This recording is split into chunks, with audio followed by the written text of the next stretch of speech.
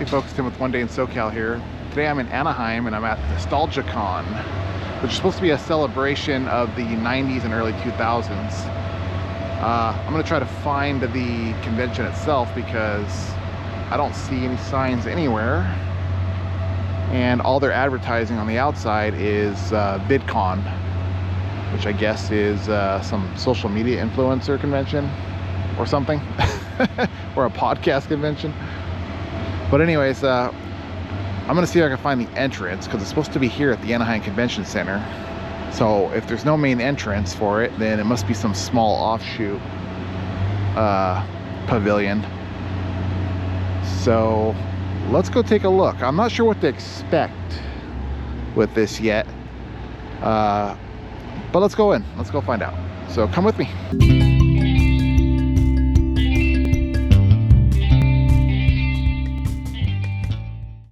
So the first issue I'm having here is there's no obvious signs anywhere outside the convention center of where to go or where the entrance is.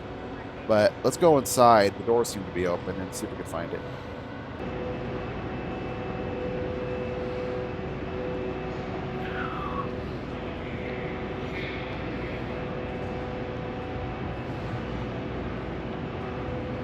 Alright, essentially I had to randomly enter the building and wander around the convention center just to find where the entrance to NostalgiaCon is.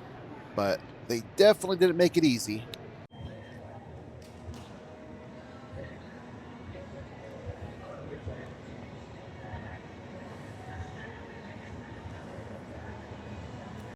Now that I'm in, I'm not entirely sure what I was expecting, to be honest. Looking around, the whole thing feels like a cross between a retro video game convention and an anime con.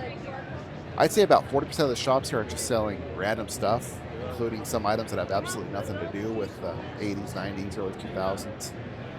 It's still a decent place if you're looking for some harder to find toys or video games, but realistically, it's stuff that you can't already find on eBay, I guess.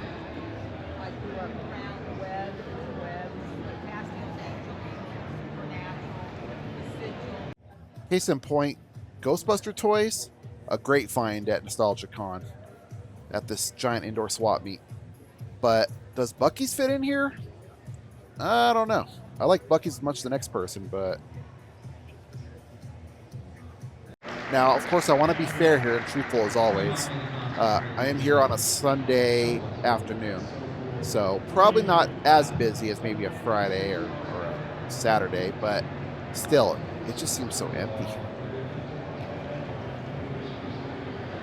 Now, as a minor film actor myself, I've met and worked with my fair share of celebrities, and because of that, I've never really had the desire to pay money just to coax someone with a bit of fame into taking a photo with me.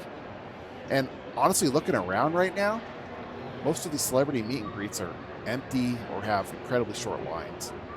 I actually feel a bit embarrassed for the actors. I mean, case in point, I just walked past Billy West's stand, the Billy West, the voice behind Ren and Stimpy, Doug, Futurama, and he's not even there. In all fairness, I don't know if maybe he wasn't supposed to show up on a Sunday today, or maybe he's on a break, but still, look at all the other stands. They just seem all empty. And there's even celebrity actors sitting there, and no one's coming up to get an autograph or a picture. Other places I've been, the lines have just been endless and long all day long. Now, I came out to NostalgiaCon today because I finally reached that age where I feel this consistent and tremendous nostalgia for the era I grew up in. Lately, it's just been hitting me incredibly hard. I really, truly miss the 90s. And honestly, whenever I walk around Southern California these days, it's hard not to notice what feels like an endless decline. It makes you yearn for a time when the present felt great and the future held so much promise. Growing up, I used to hear my parents, grandparents talk about the good old days. You know, I've watched it in History Channel interviews, the way people dreamily tilt their heads up with a half smile, recalling the better bygone era that now only exists in memory. And look, I know everyone says their era was the best. Usually there's a lot of emotional connection there overriding cold hard facts. But I truly believe my era, the 90s and early 2000s, was the absolute peak of U.S. civilization and culture, especially if you had the privilege of being born and raised right here in Southern California.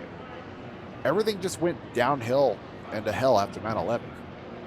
Uh, now, this is about NostalgiaCon, so I'm not necessarily here trying to win over favor in the court of public opinion. But think about it.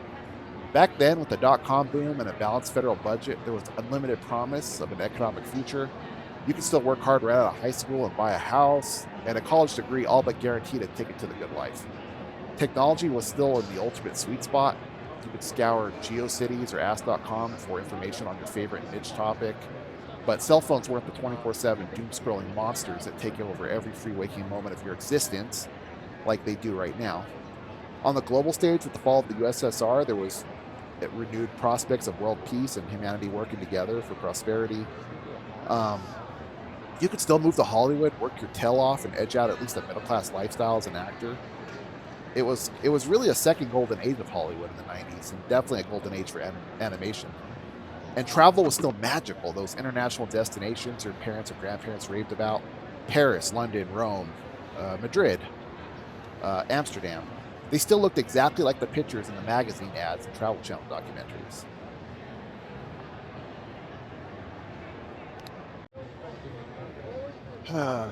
The thing is, the '90s are never coming back.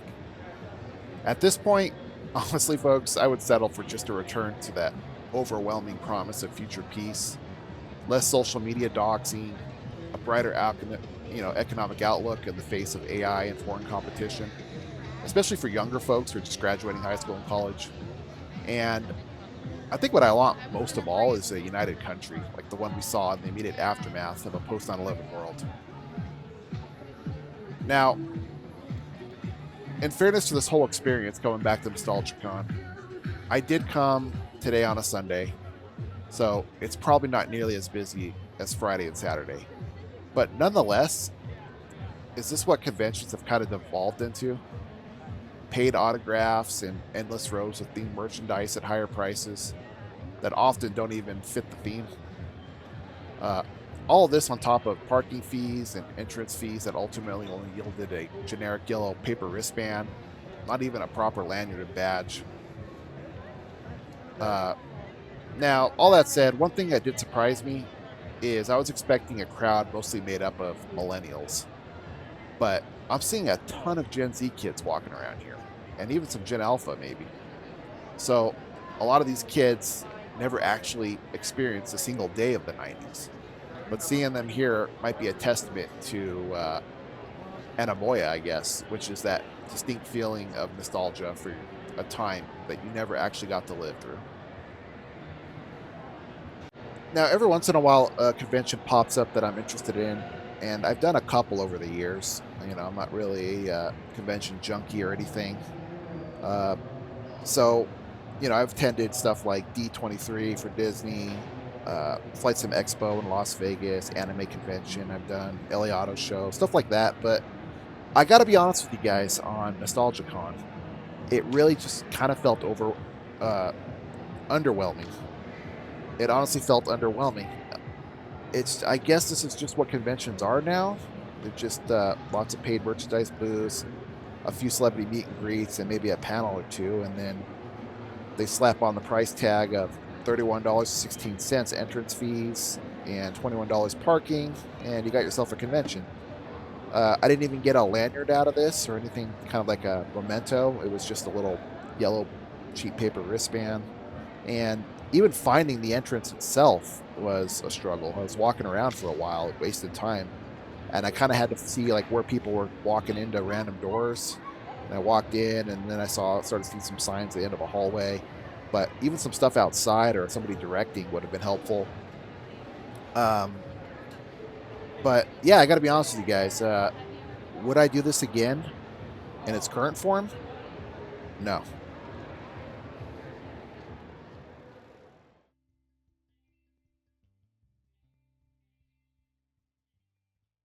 Anyway, babe, I gotta fly this coop and migrate back to